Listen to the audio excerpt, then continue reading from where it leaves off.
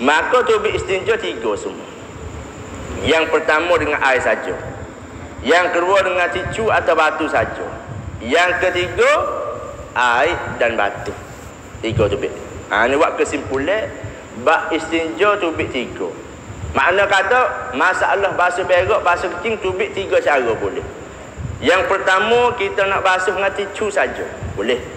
Yang kedua tak se ticu nak air saja ya. Kalau kita duduk asam dah, boleh, tak ada gap tu. Yang kedua air ratik, ticu ratik, boleh.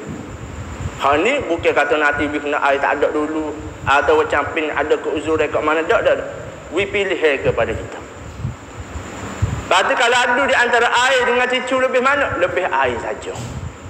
Dan yang lebih afdal lagi, yang lebih comel laginya, kita mula-mula basuh dengan ticu atau dengan batu, kemudian kita basuh dengan air. Hak ning lah hak lebih afdal.